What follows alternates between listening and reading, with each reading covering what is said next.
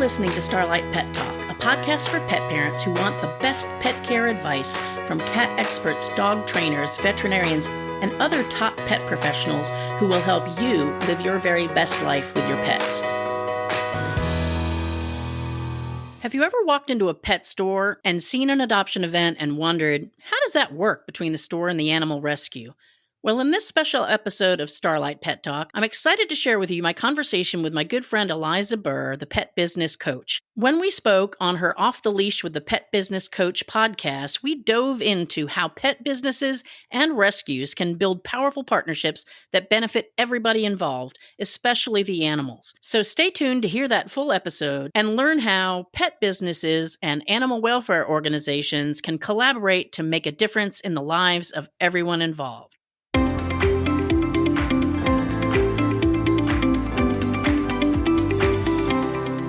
Hello and welcome to Off the Leash with Eliza, the pet business coach. Eliza is an entrepreneur, coach, writer, pet industry expert, recovering corporate junkie, and pet mom. After fleeing her 9-to-5 of 30 years, she launched her own pet sitting and dog walking business, growing it from nothing to six-figure revenue and 12 employees in less than 2 years.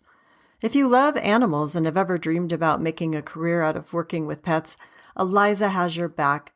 She'll give you a practical look at the mechanics of starting and running a pet business, mixed with a no-holds-barred look at the ups, downs, and sideways of making a huge change in your life and finding your true self, with a lot of slobbery kisses along the way. Life is short. Don't spend a chain to something that doesn't bring you joy. Here's your host, Eliza, helping you live off the leash. Hello, everyone. This is Eliza, your pet business coach, coming at you with another episode of Off the Leash. Today on Off the Leash, we're going to be talking to Amy Castro, president of Starlight Outreach and Rescue. Amy will be sharing with us how pet businesses can partner effectively with rescues in your area to benefit you, your business, your clients, and the rescue. A little bit about Amy. Amy has spent more than 25 years helping organizations just like yours develop leaders, build great teams, and provide best-in-class customer service through her customized training, speaking, and consulting programs. She's the lead management columnist for Pet Age magazine and is also president of Starlight Outreach and Rescue, a 501c3 nonprofit animal rescue in Houston, Texas. Amy also hosts the popular podcast for pet parents, Starlight Pet Talk. Amy, welcome to the show. Well, thank you for having me. Can you tell us a little bit about yourself and your organization? Sure. Yeah. I mean, you kind of covered the gamut. I wear a lot of hats, but I do work with pet businesses, and pets are my thing. I always feel like I'm at home when I'm working with pet people, but also as a founder and president of an animal rescue, I can kind of see both sides of the issue when you have a pet business that's trying to do the right thing by their community, to give back, to get involved with rescue. But I always look at it that it's a business proposition for both parties. And so I try to look at it from, when I am negotiating those deals as the president of the rescue, but also when I'm advising clients and things like that. So yeah, I keep very busy. I actually just came back from running into town I live on a 7-acre animal rescue ranch, I guess we call it the rescue ranch, but by Texas standards, which is where I live, it's not a ranch. It's too small. Really? That sounds to me like everybody's dream. Yes, it is a dream, but it's a lot of work. That was one thing I did not anticipate, is how much work it is to maintain. But running into town to collect a check where somebody had done a fundraiser for us, do the little check picture, running back, doing a podcast. So we're always running and gunning around here. Well, that is so fantastic. And I love the idea. You're going to talk to us today about partnering, and I love the idea of partnering. I always have clients asking me, where do I look for partners? Who do I want to take on as partners and work with? And we always tend to talk in terms of other businesses, other for-profit businesses, pet sitting and dog walking owners reaching out to vets, or pet food stores or groomers. And we're really missing a whole chunk of amazing partners on the nonprofit side. So I'm so excited to hear more about that and how pet businesses can do that for their own businesses. So tell us about that. Yeah, so I mean, I kind of look at it from a couple of different perspectives. I think that when we think about rescues, we don't necessarily think about them as businesses. And yes, they are nonprofit.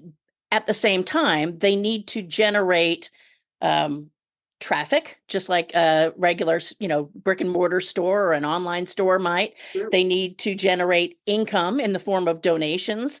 They oftentimes have merchandise that they sell, so they like to sell that as another way to bring in donations. Mhm. And so I think it is important to remember that yes, they do have business objectives that may not be exactly the same as yours, but if a good relationship or a good partnership would be looking for somebody where you can meet each other's needs for whatever those goals might be. I think that many times businesses look at it as an opportunity just to give back. Like I'll have this rescue group come in and I'll, let them have some space in my store or whatever the case may be. And just kind of giving you some perspective from the rescue side. And maybe this is just the New Yorker in me.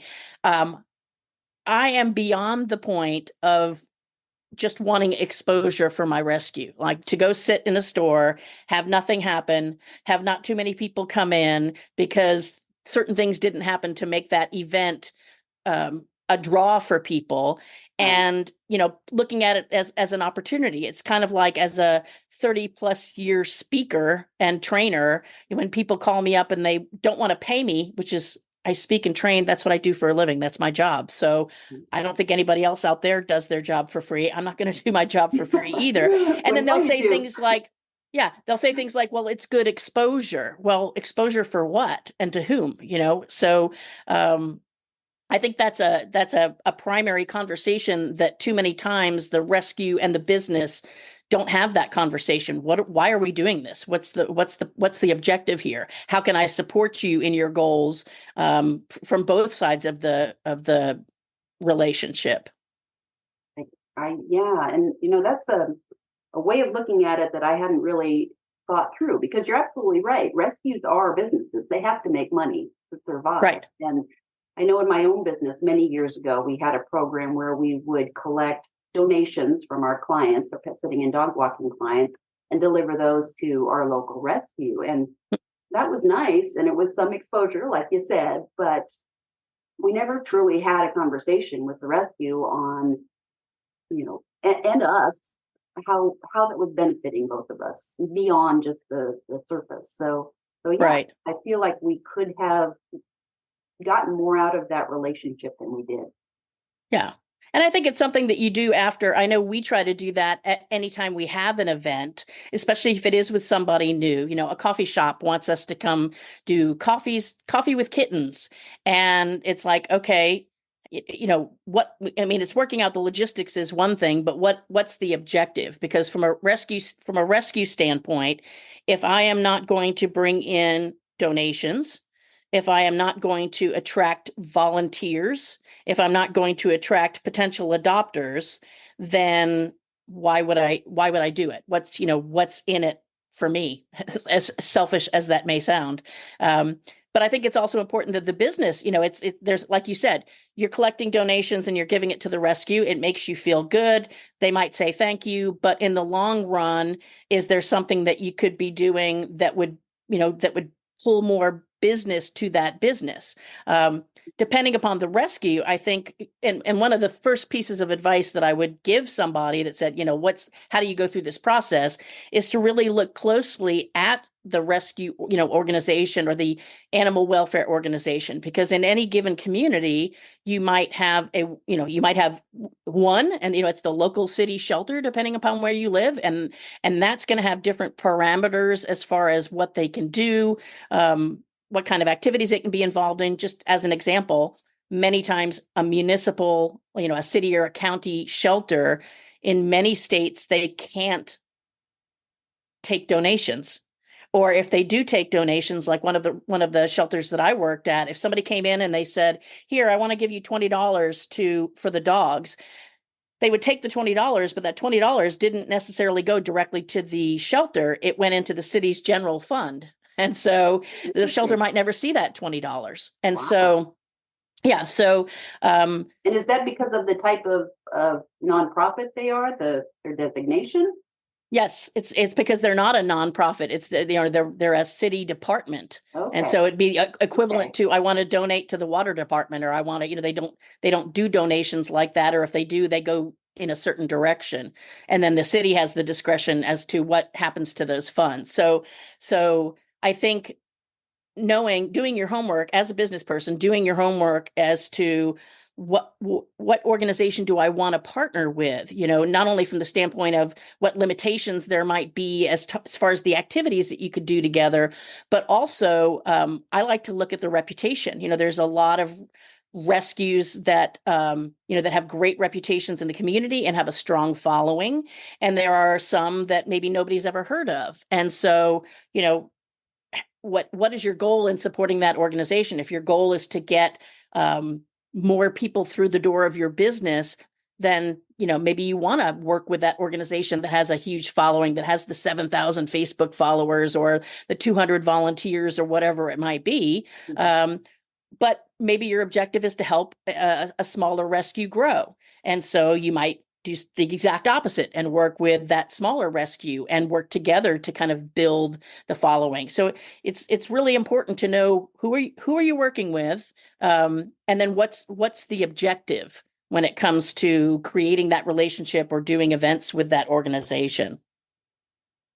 Yeah, that makes perfect sense. It occurs to me too that there are amazing rescues out there, but there are also some that aren't amazing. I hate to say it, but right. not well-run rescues. And as you're deciding if it's a good fit for you, it's not only the number of people or helping a small rescue grow. It's also making sure that the partner you pick personifies your brand in the way that you want them to. And exactly. And associated with you, right? Because they're your partners. So, I can see how making the wrong choice there with a rescue that is not projecting the image that you want to personify can also be detrimental. Right. Yes, it definitely can, because and the rescue world in and of itself, not what the public sees, not what a doctor sees, but the people in the rescue. It's a weird world. Like there's a lot of weird stuff that goes on in rescue. Maybe because you have to be a little bit crazy to get involved in rescue. And so yeah, there are some that that not only is it a reputation thing, but they might be more difficult to work with than they're worth. So that's also part of the homework. It's like how cooperative is this organization? How demanding are they? I know for us, when we are affiliated with a local pet store, and it was as soon as I knew that store was being built, I was already digging, trying to find out, because I wanted to be the first foot in the door. You're in there.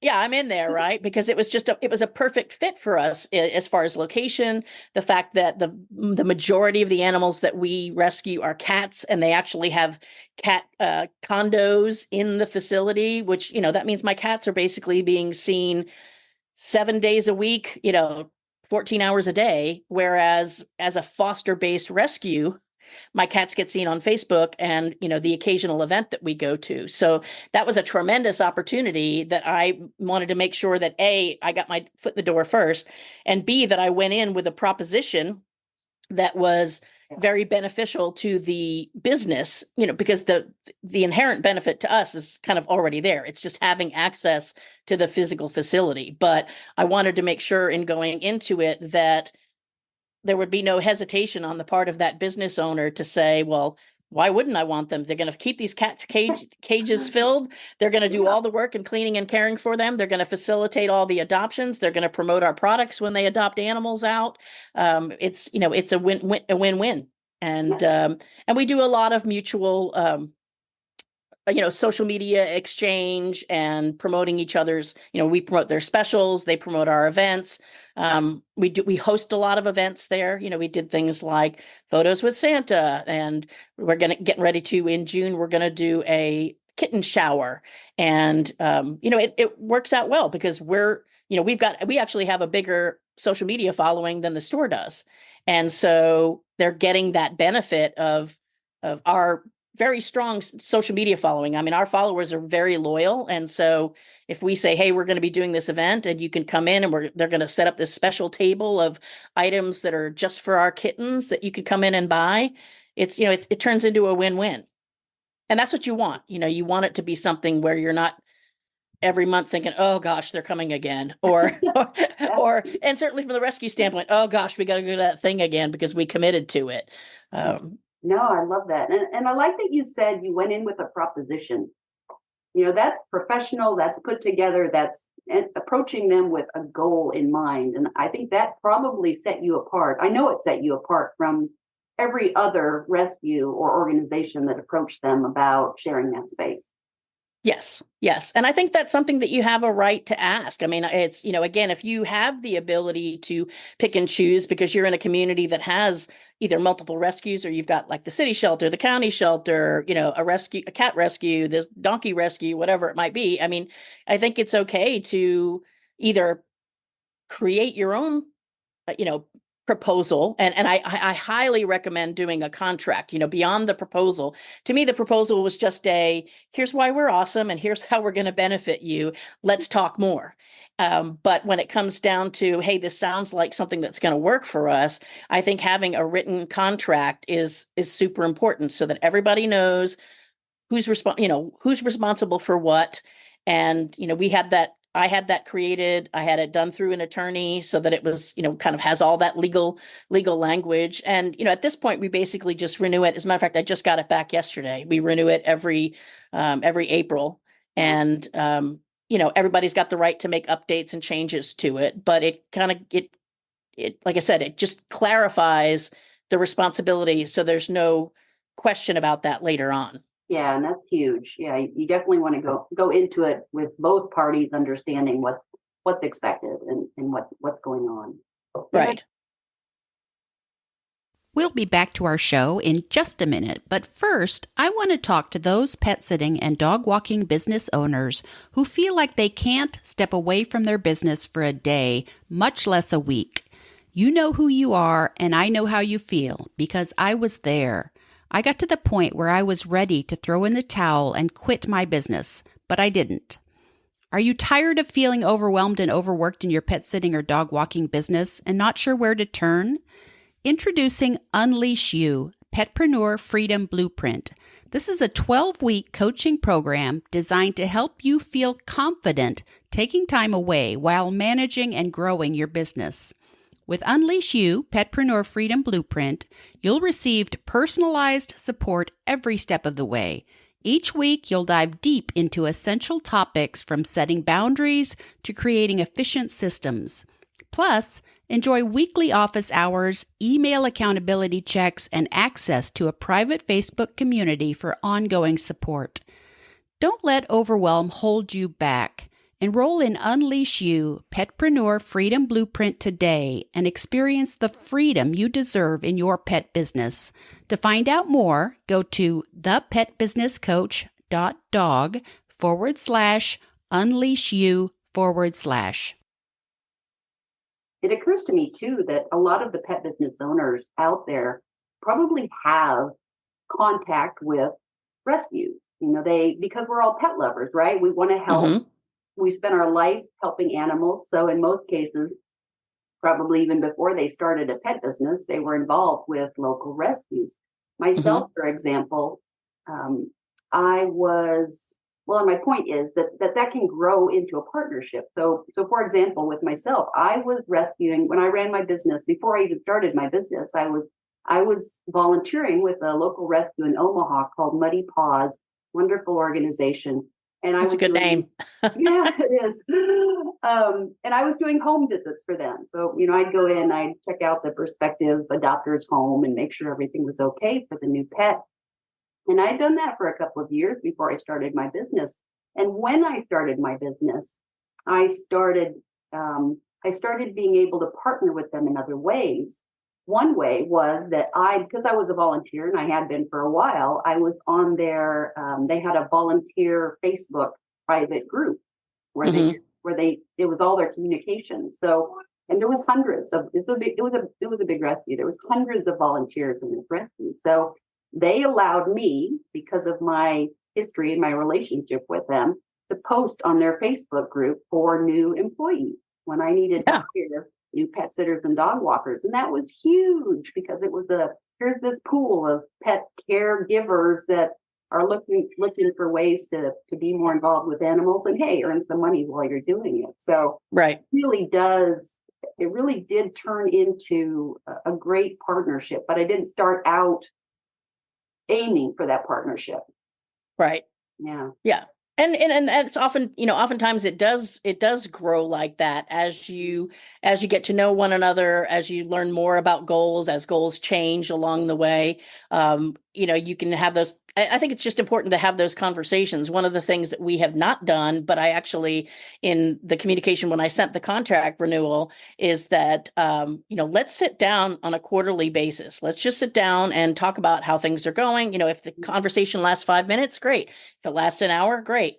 But really, because we communicate, but it's more on the fly about individual issues versus how are things going from your perspective? How is the store? What are you struggling with? Where can we help? How can we better support you? And vice versa, to have those conversations so that you can plan for the future, but also head off issues. That's my concern, is that sometimes, like we like to say, no news is good news.